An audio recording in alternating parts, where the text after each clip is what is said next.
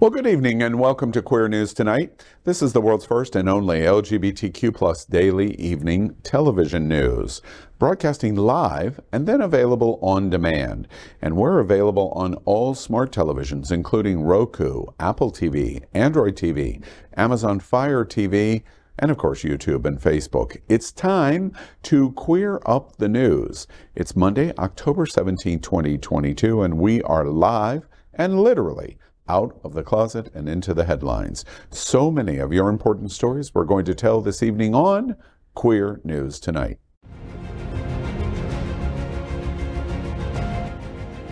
This is the world's first live daily LGBTQ evening news show, literally out of the closet and into the headlines on Queer News Tonight with Al Ferguson.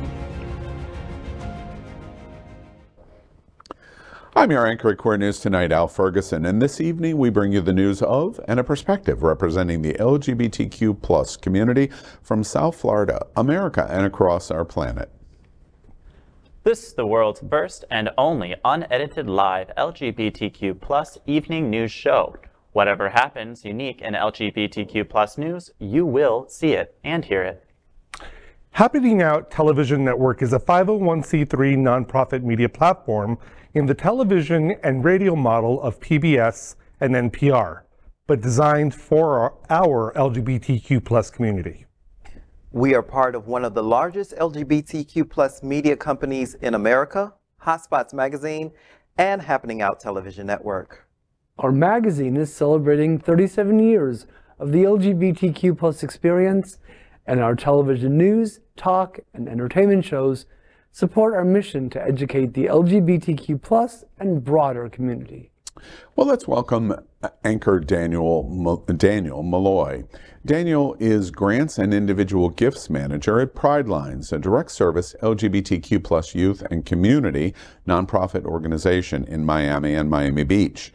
Daniel holds a Master's of International Affairs degree and brings a global public affairs and policy perspective to his work at Pride Lines, where he is tasked with fundraising and development. Welcome, Daniel. Thank you, Al. Let's welcome anchor Orlando Gonzales. He is the Executive Director for SAVE, recognized as South Florida's longest-serving organization dedicated to protecting people who are LGBTQ+ against discrimination. He also served on the Board of Trustees of the Point Foundation. Good evening, Orlando. Thank you, Daniel. Let's welcome anchor Jamaal L. Starks. Jamaal, a rare Miami native, also known affectionately as Porcelain. He has been active as Vice President of Impulse Chapter Miami, a member of the ballroom community through the House of Gorgeous Gucci, firmly connected to a host of community-based organizations across South Florida. A professional background boasting a 16-year aviation career that led him to oversee the flight operations of 2 major airlines, and a 17-year HIV-positive thriver. He's dedicated himself to lead by example that Black queer individuals are inherently worthy of living safe, healthy, and abundantly thriving life without social conditioning. Welcome, Jamaal. Thank you, Orlando. Let's welcome anchor Gregg Shapiro. An inductee into the Chicago LGBT Hall of Fame, Gregg is the author of 8 books, including his latest, Fear of Muses. An entertainment journalist whose celebrity interviews and music reviews run in a variety of regional LGBTQ+ and mainstream publications and websites. His movie review column, called Screensaver, can be found in South Florida Gay News, San Francisco Bay Area Reporter, RottenTomatoes.com, and more. Good evening, Gregg. Good evening, Jamaal, and good evening, y'all. We are the reporters for Queer News Tonight, and this evening we begin with the queer headlines. The LGBTQ+ community in South Florida and across America is diverse. Our community across the world is vast. And here are the bullet points of the Queer News for today, Monday, October 17th, 2022, Black Poetry Day, which is a good opportunity to catch up on your Langston Hughes and Audre Lorde, among others. Absolutely. Well, we begin by querying up the USA View. Los Angeles City Commissioner collapse. As we ask, what do Latinos really think about Black and gay people? My Mike Bonin is an LA City Council member and father to a young black son. Last year, they went to an MLK Day parade. City Council President Nuri Martinez had some issues. It's like black and brown on this float, and then there's this white guy with this little black kid who's misbehaved. The kid is bouncing off the effing walls on the float, practically tipping it over. There's nothing you can do to control him. Parece changuito. Translation, little monkey. They're raising him like a little white kid, which I was like, this kid needs a beat down. Like, let me take him on the corner and then I'll bring him back. Bonin tweeted that Martinez attacked our son with horrific racist slurs and talked about her desire to physically harm him. It's vile, abhorrent, and utterly disgraceful. Well, cross-cultural coalitions have ruled Los Angeles politics for decades, helping elect both black and Latino politicians to top leadership roles in the huge racially and ethnically diverse city. But a shocking recording of racist comments by the city council president has laid bare the tensions over political power that have been quietly simmering between the Latino, black, and perhaps LGBTQ communities. Nuri Martinez, the first Latina elected president of the Los Angeles City Council, resigned from her leadership role last week, then from the council altogether this weekend, after a leaked recording surfaced of her making racist and homophobic remarks. Martinez said that white and openly gay council member Mike Bonin handled his young adopted black son as if he were an accessory. She described the son as behaving parence changuito, or like a monkey. She went ahead to make denigrating comments on indigenous Mexicans from the southern state of Oaxaca, who she termed feos, or ugly. The tape published on Sunday has sliced jaggedly through the Latino political hierarchy in the state's largest city. Martinez and other participants on the call, including council members Gil Cedillo, a longtime labor leader and immigrant advocate, and Kevin De Leon, a former candidate for the U.S. Senate and head of the state Senate, faced relentless demands to resign their seats, including from the White House. In her daily news briefing on Friday, White House Press Secretary Karine Jean-Pierre told reporters on Tuesday that President Biden, quote, believes that they all should resign, end quote. Los Angeles is a city with the largest Latino population of any city in America. To show how large the community is, the Latino population of 52% of Los Angeles is nearly double the Latino percentage of Miami. The news is very disturbing because it brings to light the reason why this is a 24-hour day story going on in California and in the Los Angeles Valley. The reason this is so incredibly surprising is Los Angeles had made such progress in their diversity. We remember the Watts riots and other issues of the black community. Black community in Los Angeles accounts for about 19% of the community. Overwhelmingly, it is a majority county and city. Black, gay, lesbian, or gay, Latino, other religious minorities like Jewish, etc. So it comes as a great surprise. One of the most distressing comments about this city commissioner, who is gay, married, with this adopted black son, is that he votes like he is a black city commissioner, she said in this leaked tape. It's very distressing about what we think about ourselves when we pull the curtains back, when we think no one is listening about what we are thinking about ourselves. I have similar concerns, right? This is a very disappointing situation, but what we see in Los Angeles is also what we see in Miami, right? So we have a Latino population who loves to embrace white ideology many times and who often gravitates to white power, right? And to make comments like this as if it's okay, forgetting that in this country, many times they are second-class citizens, and they have to then live through this experience as though they're not a part of this, representation. It is absurd. It is so hurtful. But in many ways, I will say this: as I appreciate the exposure, right? I appreciate the exposure so that people know exactly who they're dealing with. Orlando, I'm curious to that observation, and to be honest with you, as you know, a Broward County privileged white gay guy, your comment shocks me. Why do segments of the Latino community in Miami-Dade County embrace the way? Because they have a choice. They have a choice to pass, and they take it. Well, at least Martinez is an equal opportunity offender, but I'm sure there's plenty of room for her at Fox News if she's looking for work now. Any thoughts from you, or?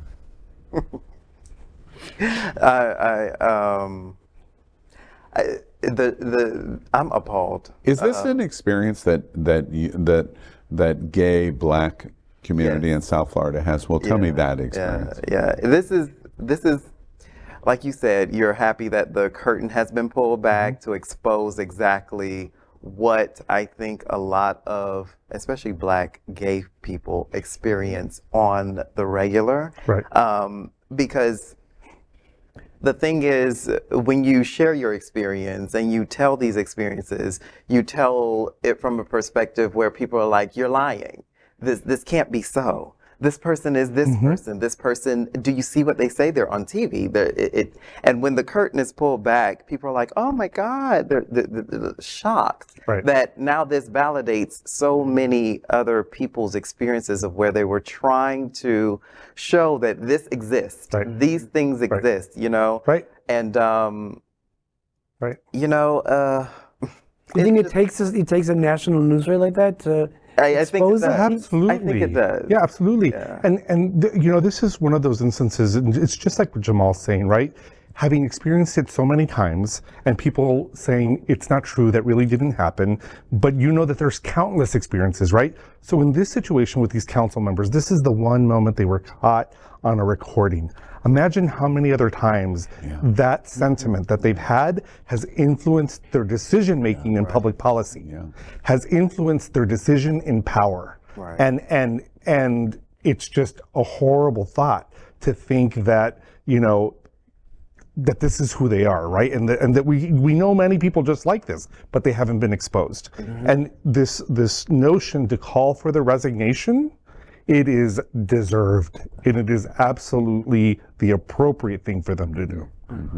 One last question before we move on to you, Orlando. So this is a broad community issue. It's exhibiting from her seat as a woman, which is also surprising to me, because women are also part of our minority coalition, frankly, aimed at black, aimed at some segments of Latino in Mexico, Oaxaca, beautiful city, by the way, gay. But this is broad community reaction to these minority participants. Is this something that you see in our own community? Does Latino, gay, do we experience this similar kinds of discrimination quietly against black community, against other religions? Absolutely. Do you see it? 100%. Yeah. Absolutely. I don't think it's even quiet. It's like on full display. It's just because we are, you know, painted, marketed as a rainbow coalition, you know, all LGBTQ is just, you know, we're just one happy gambit over here. And when it is also, again, the experience of other intersections such as black and queer people are told, it's like, no, you people are just complaining. You people are just like, this doesn't happen. But even more so pointing to the point that it happens is, like you said, it does take a national situation like this in the position she's in to show that this happens trickle down. How much more so does it happen on the spectrum of within the queer and gay community? Because we're a bunch of people who also deal with trauma. So in the way in which we deal with trauma is by recycling this vitriol. You know, Orlando, I said that's the last question. It's not. I have one more. You at SAVE and executive director, this is principally what SAVE has to be in the trenches for every day. And we don't think about it in our community, but that's what we're talking about now. What you know, from your seat and your experience in SAVE's history, what is it we should be doing to help safeguard over these issues and to implement the kind of changes we need? So don't assume, right, that anybody who's even black or brown, that they're on the right side, right, of equality. I think that when you know, somebody will say to me like, oh, there's these two candidates and we have to vote for this one because they're a person of color or whatever, and I'm like, yeah, but do you know how that person votes and how that person speaks and thinks? And so we have to be really Georgia careful. is proving that. There's a football player who's running for the Senate in Georgia who's proof of that, and I think that this is where we have to go beyond what's superficial and to look at the person for really their merit, right? And to really make that evaluation. Their character. And their character, absolutely. And so, you know, living in Miami, we see this time and again. And honestly, for me, it is so disappointing, right? I'm a Mexican American, but I'm still part of that bigger sort of, you know, umbrella of the Hispanic Latino experience. And it is so disappointing time and again when Latino people choose to take a path of privilege versus recognizing their ancestors, the history of Latino people in this country, like to really think about it from an analytical perspective that is woke, that considers, you know, critical race theory, and to ignore all of that really is a disenfranchisement to themselves. Because in any moment, when they have an opportunity to be discriminated, they're not going to be able to get out of it. They're going to be discriminated, right? And they're going to have that experience regardless of what happens. Somebody said to me the other day, when you have Miamians, or even in this situation, Los Angelinos, who act this way, they live in cities where they are the majority, right? But when those individuals travel outside of Miami or outside of Los Angeles, right, and they are discriminated on, they wake up and they're like, oh, I had no idea that I was a person of color, right? And it's like, we've been telling you this for a really long time. Are they, right? are they shocked when They're shocked. They're totally shocked. Yeah. So up next, let's queer up South Florida and Florida. Orlando's queer state representative, Carlos Guillermo Smith, comes to Wilton Manors for aid. That is, you've probably appeared on some hit lists of places that don't like Carlos Guillermo Smith, and we want to get rid of him. Tell us about what might be going on in your race. I'm glad you asked about that, Al, because as one of the 3 openly LGBT members of the Florida legislature who's been a leading voice against Don't Say Gay, that has also made me a political target. Ron DeSantis and the GOP machine in Florida would like nothing more than to unseat me and to send a message, not only that they're going to go after the LGBTQ community itself, but they're going to throw all of their resources to try to get rid of one of the leading LGBTQ voices that is speaking out against their agenda. I'm feeling that very much right now. I was gerrymandered into a brand new district in Central Florida that combines both Orange and Seminole County that is now considered a toss-up in this November re-election that I'm running for. Are at risk of losing your seat. I'm in a toss-up race where I very strongly believe that the outcome of this race will be 51% versus 49%, with me winning every single bit of that 51%. Wow. So they're going to be spending hundreds of thousands of dollars against me with false attacks, with negative attacks, from calling me a groomer to calling me a socialist to lying about my record over and over, as they have repeatedly done over the years, in an attempt to unseat me. And I can tell you right now, I'm not going anywhere. We are fighting very hard, and we will defend this seat, and we will come back even stronger in November. I love his confidence. He's LGBT excellence. On Wednesday, openly gay state representative Carlos Guillermo Smith of Florida's 49th district will leave Central Florida to come to Wilton Manors for representation and support. Under the new district map that was created by Governor Ron DeSantis, in a move that has drawn legal challenges, Representative Guillermo Smith's home area is now covered by District 37, leading to a need for new campaigning. The new map drawn by DeSantis creates a new dynamic in many districts, frequently giving Republican candidates a leading edge in previously Democratic areas. Should Democratic candidates in Florida lose seats in the upcoming midterm elections, the Republican Party would likely gain control of the state legislature until the next redistricting in 2032. That's 10 years from now. Guillermo Smith is coming to Wilton Manors, a stronghold of LGBTQ plus Democrats, in hopes that he can raise funds to hold on to his Central Florida seat. On Wednesday, the state representative will be here as an anchor for Queer News Tonight. He will first visit the Florida LGBTQ plus Democratic Caucus and Dolphin Democrats Get Out the Vote Center on Wilton Drive at 4:30, and then he will hold a campaign fundraiser at 5:30 p.m. in the heart of Wilton Manors at Wilton Station. Representative Smith, along with State Senator Chevron Jones and Representative Michelle Rayner, were the leading opposition from the LGBTQ plus caucus in Tallahassee against this session's historic attacks on the LGBTQ community. One of Governor DeSantis' top goals for this midterm election is the defeat of Representative Carlos Guillermo Smith. Come to either event on Wednesday to find out why.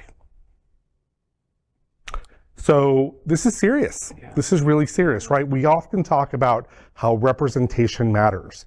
And Carlos Guillermo Smith is one of the only openly gay representatives in the Florida legislature. Having him elected into office is really important. That's one. Number two is this redistricting issue. It's going to come through legal challenges that will not be resolved until it's too late. And so the action that we need to do today is to get out and vote, put our money where our mouth is, and support some of our candidates. Last night, in the middle of the evening, I remembered that I hadn't made a financial contribution to a candidate, and I did it right in that moment. And I just said to myself, oh no, I need to contribute whatever I can. It was a small amount, but every amount really matters. Anything that we can do to help our candidates win, we have to do it. And we have to get out the vote, and we have to vote ourselves. So. Well, we say that all the time on the show. We say vote, especially vote DeSantis out so that there's a chance to save ourselves and to save Florida. Yeah. I think it's the last time that we have an opportunity to vote in a free and open democratic election in the state of Florida. You think it's the last? Yes, absolutely. He will continue to gut the ability for us to vote freely and democratically. This is it. And this is it, because his aspirations are to demonstrate to all of his followers that he will gut Florida and make it exactly what he will want to do to the rest of the country. I'm sorry, go ahead. How much more does one have to do in order to light a fire under certain people in order to start researching? And that means the LGBTQ community. The light the fire under means the LGBT. It's a really great question, right? And so oftentimes people ask me how come the activity and the activism in Broward is so low. And there's a word for it, right? It's called the bubble effect. Right? It is so democratic, it is so blue, and it is so comfortable here that people's day-to-day experience is great. My neighbor's gay, I'm gay, the woman next door is very gay friendly, and the person across the street, waves a flag even though they're straight. Like, it's comfortable here, and it's the bubble effect. And so there's no urgency to feel like there is a crisis happening because it's in Tallahassee. It feels like it's in a foreign country, right? It's over there somewhere. And what people don't know yet is that the numbers that are here are the kind of numbers that are so powerful that Broward County could carry the statewide races. Right? That's how powerful it is. And so what does it take to tell people you're powerful and you should take advantage of it? What does it? Well, you know what we face here on Carlos Guillermo Smith is an uphill challenge between now and November 8th. I call the effect of what we're watching here in Florida, specifically led by Governor DeSantis. Governor DeSantis, I continue to say he's going to be the Republican presidential nomination in 2024. It's not going to be Donald Trump. I even, in a very controversial way, say, gosh, I hope Trump can stay in it, because we would have a much better time facing Donald Trump in 2024 than we will Governor DeSantis. I saw Trump Jr. coming a long way. Yeah, and a much smarter 2.0. What we're watching in Florida out of Tallahassee and this radical political machine that we're watching is we're going to win by cheat. For the first time really in history, and I just say it in a different way than Orlando does. Orlando's eye is, from a professional standpoint, it's safe. I don't have to be that professional eye. I can say, wait, we're watching win by cheat. Several examples of it. Now, if you want to win at all cost, you put up candidates like what you have in Georgia. And it doesn't matter who the person is. It doesn't matter what their moral or ethical or any other qualification standards are. As long as we get the seat, that's the only thing we care about. Exactly. That is an example of winning by cheat. And that we're going to be in a situation where we claim fraud if it's not the person that we want. And that's their strategy. They're going to declare fraud is happening. Fraud is happening. No fraud is happening, but they're going to do that to help misdirect all of us, wear us down, finally give up and surrender so they get what they want. They're going distraction. They're going to lie, and they're going to lie and lie and lie, which is what led to the January 6th insurrection, which is what led to the congressional hearings with all of the Republicans behind the scene going, you know, we pretty much knew it was a lie. And it was a lie. So that's what they're going to do. And then the worst part of it is what we're watching with this state representative. We're going to change the map. And he won his seat the last time he ran by 9 points. This was a completely safe seat in the area, and safe is probably even the wrong word. It was completely a seat that was completely attainable for his reelection if he decided that he wanted to pursue it, until someone comes in and gerrymanders. And the reason gerrymandering is illegal is it is designed to cheat. And that's exactly what the governor has done. And when you watch him say, you know, it's 51-49 at best, that is designed to cheat. I'm going to go in and find where the people were that voted against the kind of person that the gay Latino kid is, and I'm going to put them in that district and vote against him to gerrymander the district and cheat. That's what we're win by cheat. And I think Orlando gets it completely right. This is all going to lose in the courts, but not in any time frame where Carlos Guillermo Smith is still the state representative in District 49. So the only alternative is Wednesday. Come to the vote center and listen to him speak and see what you think. Make whatever decision you want about him, but come and listen to him, and come to the rally event at Wilton Station and listen to him talk about what is going on. And if LGBT is important to you, you've got three. And one of them from Central Florida is coming down to talk to us because we've got three. I think it's a no-brainer. All right, let's queer up education. Florida teachers now can lose their jobs under new Don't Say Gay law. Florida teachers who intentionally teach students in grades K through 3 about gender identity or sexual orientation may lose their teaching license under a new proposed rule from the state's Department of Education. The proposed amendment to the state's Principles of Professional Conduct for Educators enforces the state's parental rights in education law, known by opponents as the Don't Say Gay law. The law prohibits such instruction in K through 3rd grade, but allows teachers to teach these topics in an age-appropriate manner in older grades. The amendment was first proposed in August and approved by the state's Commissioner of Education, Manny Diaz Jr. on September 23rd, the day before Governor Ron DeSantis declared a state of emergency for all Florida due to the then-looming Hurricane Ian.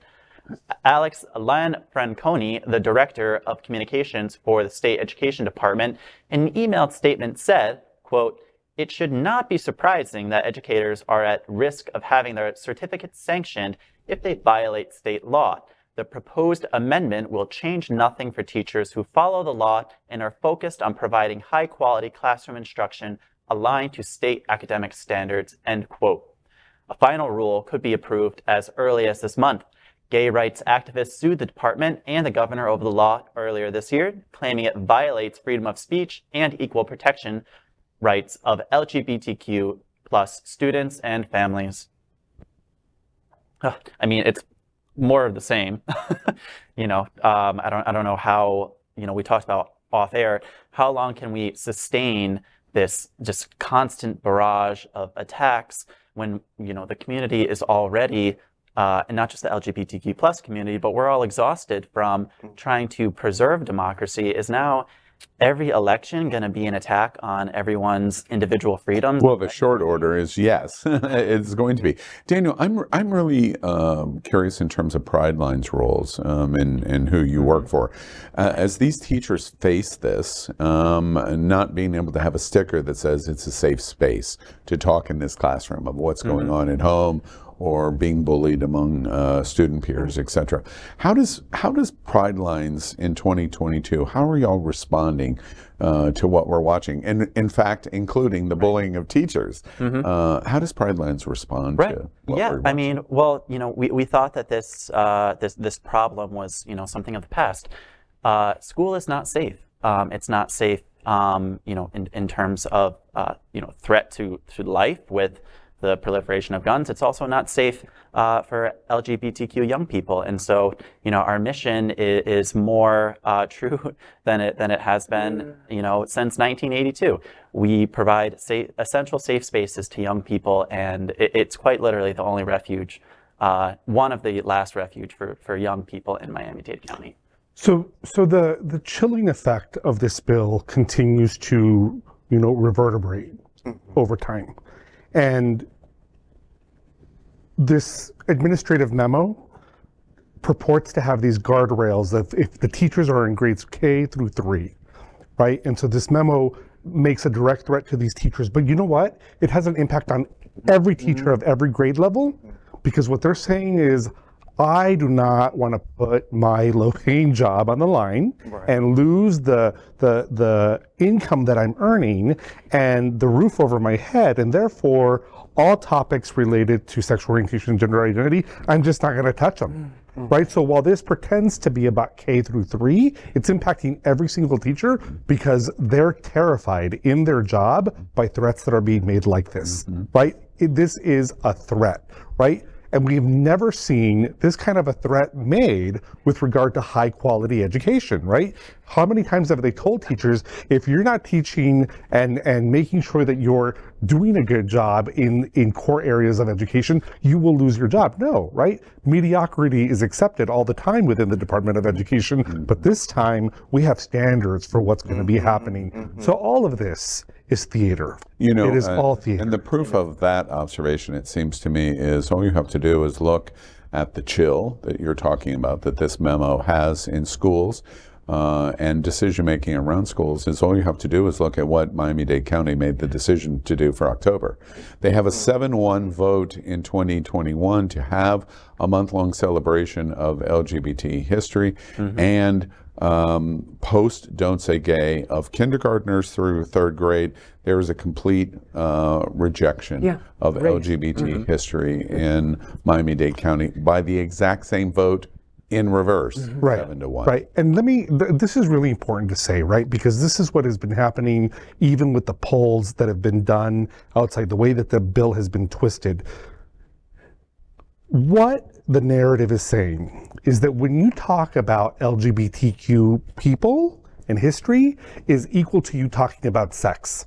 They're so perverse and they're so obsessed with sex themselves that they make that connection. No, when you talk about LGBTQ people, you talk about the incredible contributions that we have made to science, engineering, mathematics, the arts, entertainment, culture.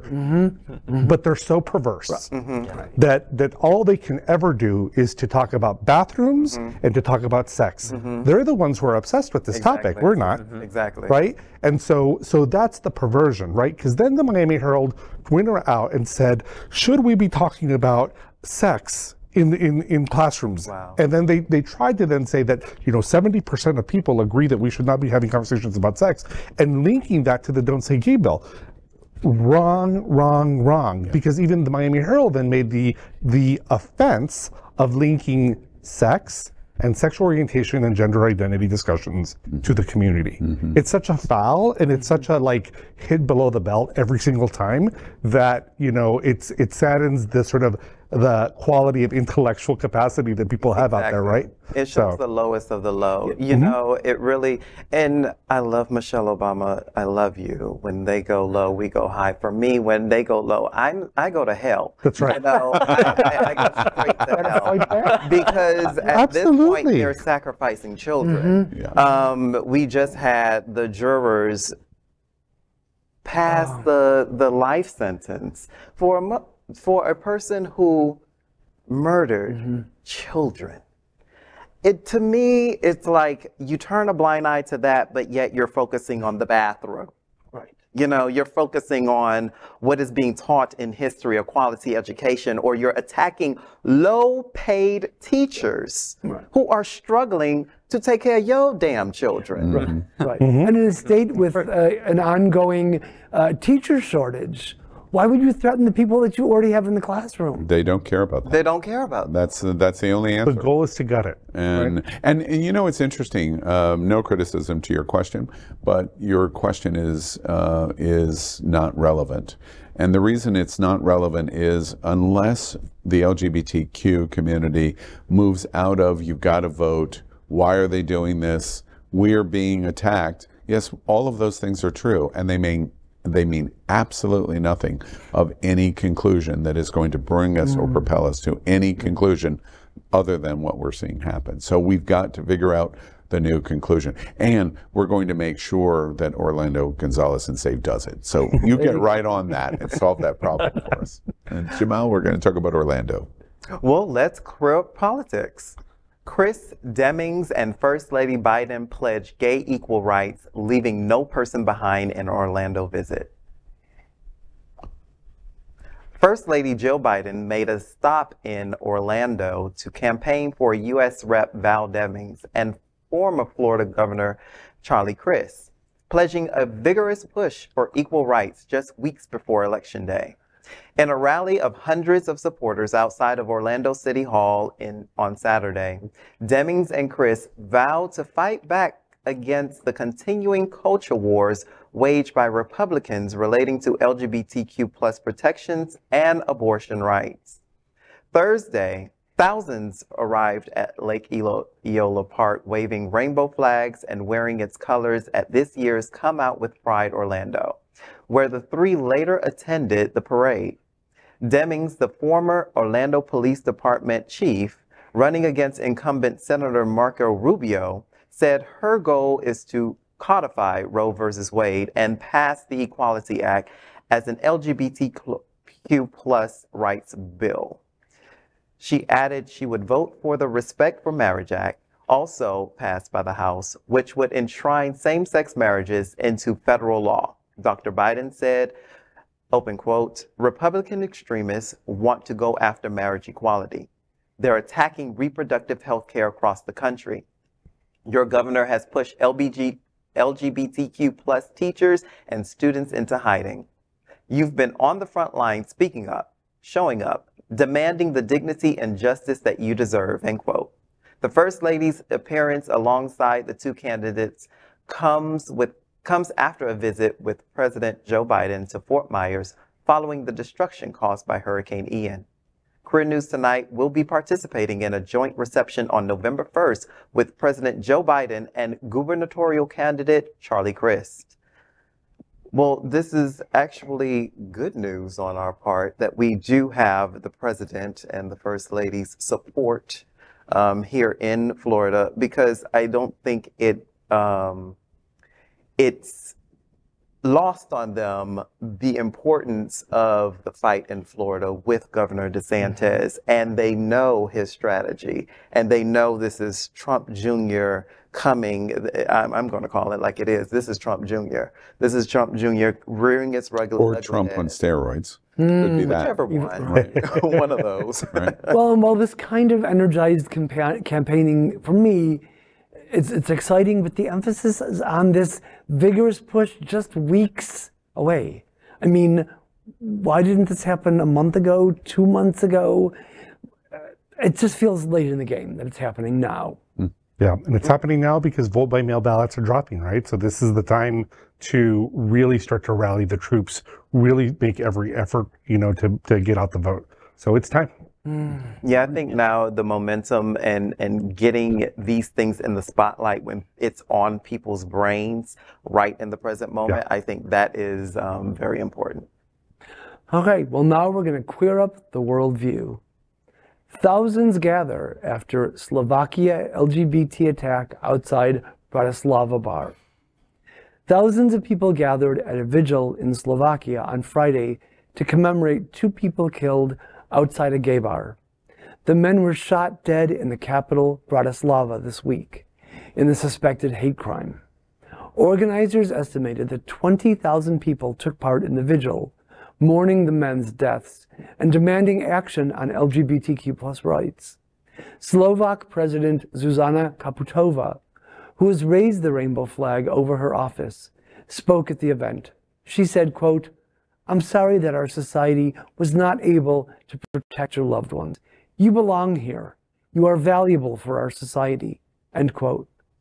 Prime Minister Eduard Heger was also at the vigil, organized by the Inakost, Otherness Institute, an LGBTQ+ advocacy group.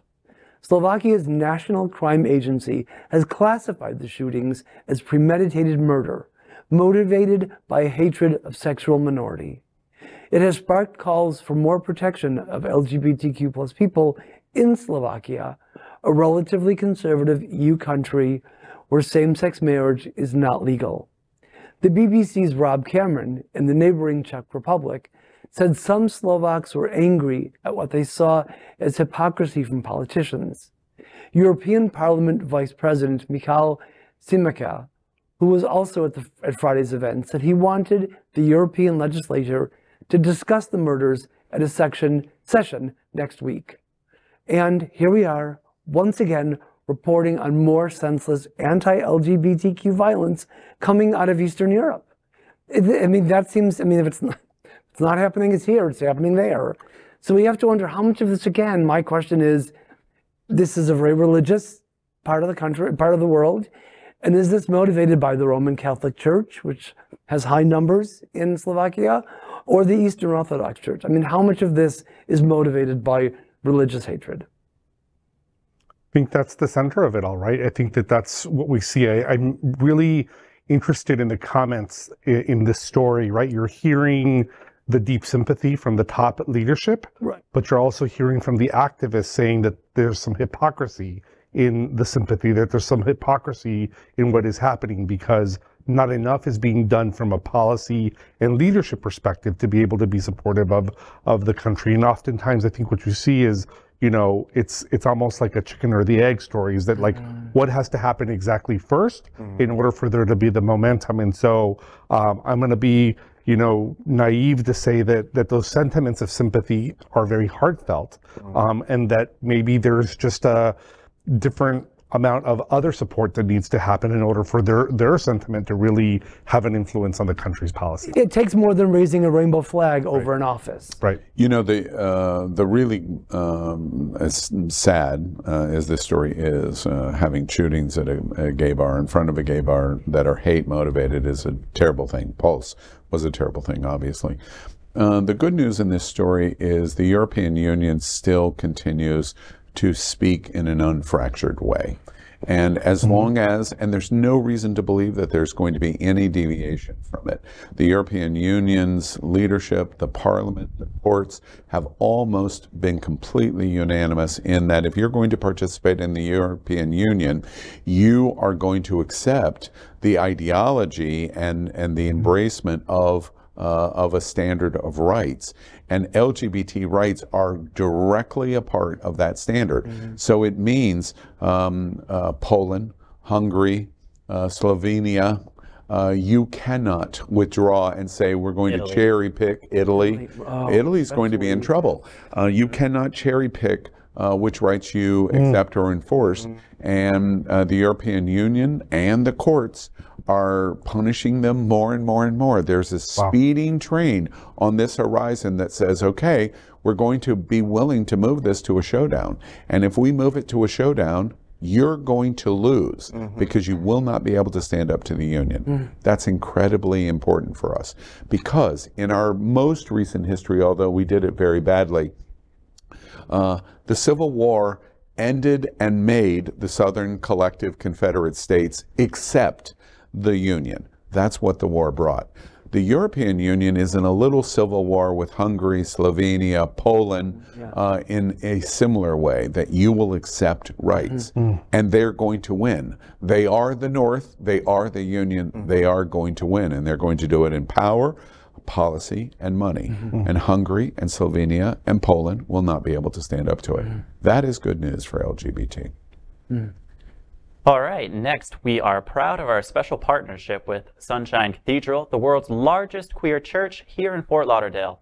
Supporting that partnership, we are broadcasting from our permanent set here at Sunshine Cathedral at the Happening Out television studios. We broadcast Sunshine Cathedral's Sunday International Service at 10:30 a.m. with more than 30,000 watching every week.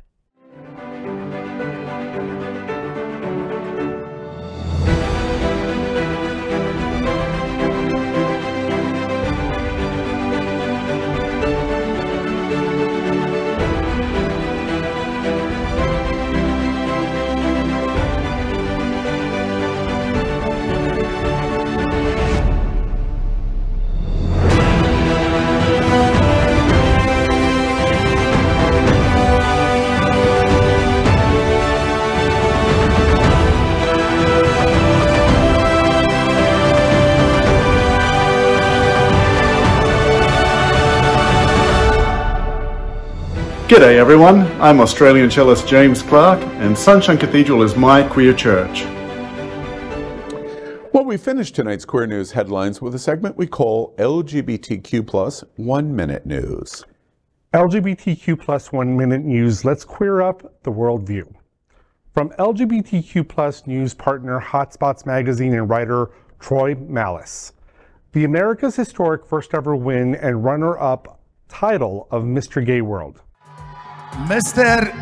Gay World 2022 is Puerto Rico!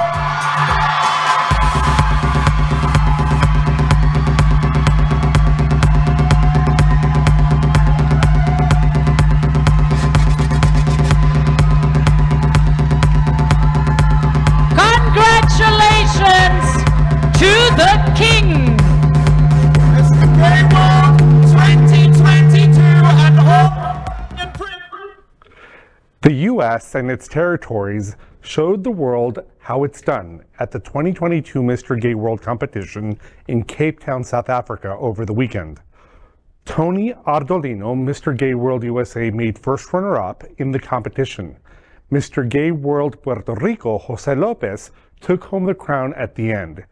He also was awarded Best Social Media Presence, Best in National Costume, Best Sports Challenge, and Best in Swimwear awards. This is the first time someone from the Americas won Mr. Gay World. Find out more at hotspotsmagazine.com. LGBTQ+ 1 Minute News, let's queer up entertainment. From LGBTQ+ news partner, advocate, and writer Alex Cooper, Freddie Mercury returns on newly released Queen song. Legendary rock band Queen has released a previously unheard song, Face It Alone, that had been recorded with the band's iconic queer frontman, Freddie Mercury. Several months ago, guitarist Brian May and drummer Roger Taylor spoke about a rediscovered track recorded with the legendary queer singer. In a press statement, Taylor said, "We'd kind of forgotten about this track, but there it was, this little gem. It's wonderful, a real discovery. It's a very passionate piece." Mercury died of complications from AIDS in 1991 at age 45. Face It Alone will be featured in Queen, The Miracle Collector's Edition. The collection is out on November 18th. Read more at advocate.com. LGBTQ+ 1 Minute News. Let's queer up lesbian culture. From LGBTQ+ news partner Otto Straddle and writer Carmen Phillips. Melissa Etheridge and Rachel Maddow question if we're okay and do lesbians give a damn? Last Tuesday was National Coming Out Day, and Rachel Maddow and Melissa Etheridge were on Andy Cohen's Watch What Happens Live, and he made the lesbian icons with much better things to do rank our silly little pop culture internet lives. It's great, by the way.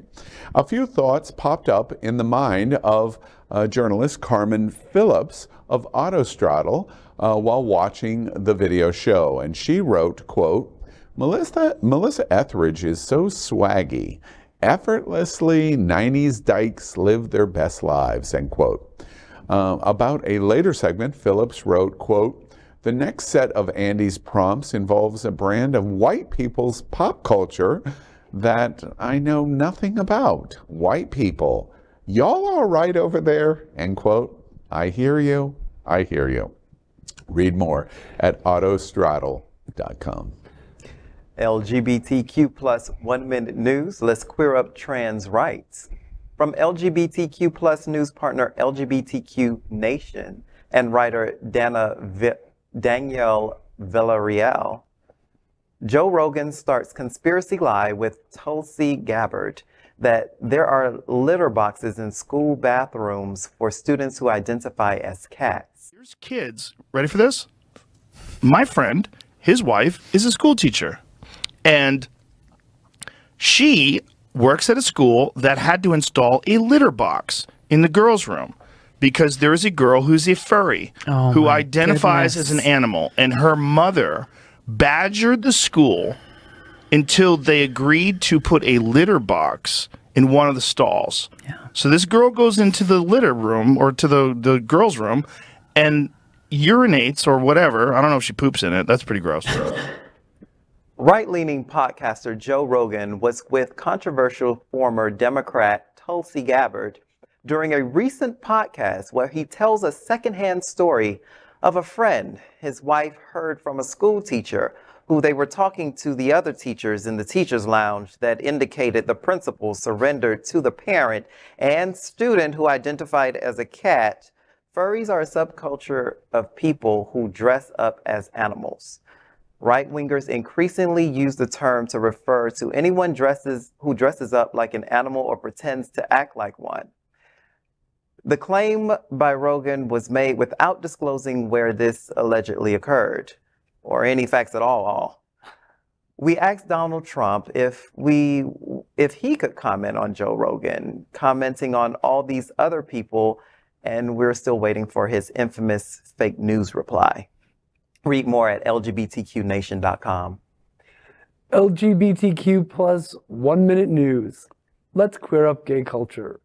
From LGBTQ plus news partner Hotspots Magazine and writer Troy Malice. Why are so many people wanting to delete Grindr after new leader? Some people have been tapping out of Grindr recently. Grindr has a new CEO, George Arison, who's getting a lot of backlash for some of his tweets, some of which aren't even that old. Arison is gay. This has prompted some LGBTQ plus people to claim that they are deleting Grindr in response. Arison has various tweets where he politically aligned himself with Donald Trump and conservative policies. Moreover, he has been known to support politicians who ended up rolling back rights and protections for trans children after getting elected. Many Grindr users are announcing that they'll delete their Grindr accounts if Arison moves forward as the CEO of the company. Read more at hotspotsmagazine.com. LGBTQ plus 1 minute news. Let's queer up entertainment. From LGBTQ plus news partner Out and writer Rafi Ermac. AHS NYC launches with Hottie Out actor Isaac Cole Powell. You may recognize Out gay 27-year-old actor Isaac Cole Powell from on-screen projects like Amazon Prime Video's Modern Love series or 2021's film adaptation of Dear Evan Hansen. He has also been killing it on Broadway recently, having starred in the 2020 revival of West Side Story and the upcoming of-age musical Once Upon This Island. Before that, well, after 4 episode appearances on the last season of American Horror Story in 2021, Powell is ready to come back in the latest super sexy season entitled simply AHS NYC as a heartthrob named Theo. Though much is still not known about the mysterious 11th season of the show, We do know it's going to be queer AF. Read more at out.com. LGBTQ plus 1 minute news lets queer up entertainment. From LGBTQ plus news partner Pink News and writer Amelia Hainsford, Melanie C. says Spice Girls really stood for gay power and girl power. Spice Girls' very own Melanie C. has said the girl group stood for gay power as much as they did girl power. Melanie Chisholm, better known as Sporty Spice, claimed during a speech at this year's Attitude Awards, where she won an honorary gay award this month. She spoke about various aspects of the girl group and its relation to the LGBTQ plus community, including rumors of her own sexuality. Melanie C. accepted the honorary award from broadcaster Rylan, who paid tribute to the Spice Girls in an earlier speech and commended the LGBTQ plus community for its resilience in the face of adversity. Read more at pinknews.com.uk. LGBTQ plus 1 minute news. Let's queer up South Florida and Florida. From LGBTQ plus news partner, Hotspots Magazine, and writer Troy Malice. History is made as Fort Lauderdale's 2022 Mr. Ramrod Is Trans. For 28 years, the Ramrod in Fort Lauderdale has been the traditional home of the leather and fetish community. Yesterday, the bar held its Mr. Ramrod contest for the first time since the pandemic began. The contest was judged and run by former title holders, including the second ever Mr. Ramrod, Russ Johansson, who was the title winner in 1996.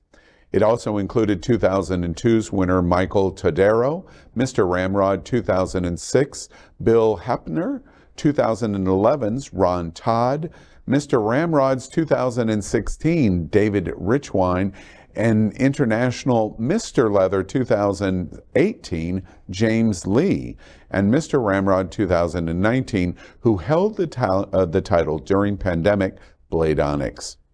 The contest was emceed by Mr. Ramrod 2018 and its Happening Out host, Elimination.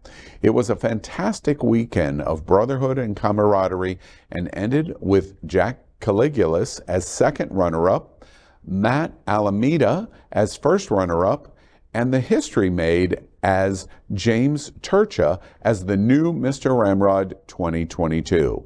James makes history as the first Mr. Ramrod to be a man of the transgender experience. Queer News Tonight production coordinator David Hopkins volunteered as the Den Daddy at the contest. He said, quote, "It's about time and shows how the community has changed in acceptance. This win shows that the leather community is getting away from the toxic masculinity of the old guard and becoming more inclusive," end quote. Turcha will now represent Ramrod and the entire South Florida community at IML in Chicago in May, and we congratulate him. Find out more at hotspotsmagazine.com. LGBTQ plus 1 minute news, let's queer up business. From LGBTQ plus news partners, Hotspots Magazine and writer Troy Malice. Coca-Cola sips on Lil Nas X for Sexy Vitamin Water Gen Z campaign. Ooh. Go on, Lil Nas X. Nourish that fiery you. Why don't you give me one chance? Let me know, remember. Lil Nas X has been racking up corporate endorsements for the past 2 years. One of our favorites is the decidedly queer, colorful campaign for Coca-Cola-owned vitamin water, where he gets to wear many fabulous outfits. The Nourish Every You campaign has 6 campy spots, and each ad aligns with one of the vitamin water flavors, which Coca-Cola hopes will connect with Gen Z in particular. The unreleased track, Give Me One More Chance, is featured in each ad, giving it buzz and familiarity before it's widely available. Sporting a flowing crimson outfit in XXX0, Lil Nas X reaches out to the knee of a young man while a woman spies on them but cheers him on. Read more at hotspotsmagazine.com. LGBTQ plus 1 minute news. Let's queer up gay culture. From LGBTQ plus news partner Reverie. Drag Latina starts on Reverie and asks RuPaul to move over.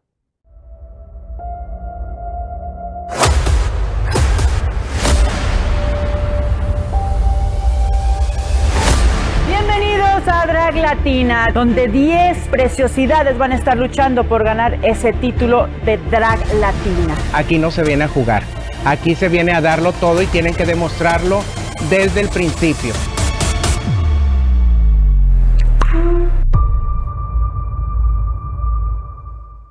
Drag Latina is a vibrant original reality competition that is coming to streaming LGBTQ network Reverie. This Spanish-language drag competition has diverse multinational performers. The first episode aired last night across the world on all Reverie channels, with the highly anticipated finale on November 20th, 2022. This unique drag series is hosted by Mexican singer and television actress Ninel Conde, with singer Pedro as a mentor and judge. In Season 1, the Drag La Queen of Queens are Africa Mendiola, Anika Leclerc, Amalara Sofia, Chichi Fuera, Layla Edwards, Mariah Spanik, Sunel Molina, Valeria Sparks, Venus Karanji, and Vicky Chaveria. The show has attracted a lot of attention as the new queens ask RuPaul to move over. Read more at reverie.tv. That is today's news for the LGBTQ+ community on the world's first and only daily LGBTQ+ evening news show. If our community is important to you, share this news with your friends and family. Are you, like most of America, part of our very large television audience watching this live LGBTQ+ news broadcast right now on Roku, Apple TV, Android TV, and Amazon Fire TV? Queer News Tonight is the only live LGBTQ+ digital television show in the world that is out of the closet and into the headlines. We need your support. If our community is to grow, we must tell our stories and bring them to the attention of the broader world. This is the only place in the world that tells these types of LGBTQ+ stories in motion and sound. That is the passion of Hotspots Magazine, Happening Out Television Network, and Queer News Tonight. I'm your anchor, Al Ferguson, and on behalf of these LGBTQ+ reporters, the anchors of Queer News Tonight, including Daniel Molloy, Orlando Gonzales, Jamaal L. Starks, and Gregg Shapiro, we will see you daily at 8 p.m. And to our LGBTQ+ world, we wish you good night. Good night. Good night.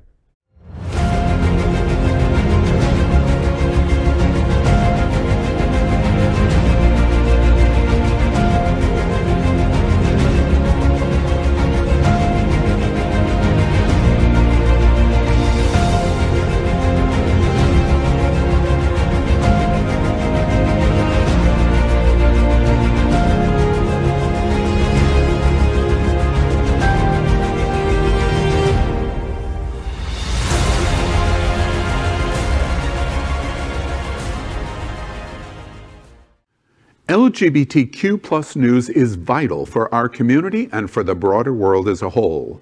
We have enough enemies at Fox News. Tucker, Sean, and Lara are loud. We need passionate allies. Happening Out Television Network, Queer News Tonight, and It's Happening Out are literally out of the closet and into the headlines. Our community needs your support.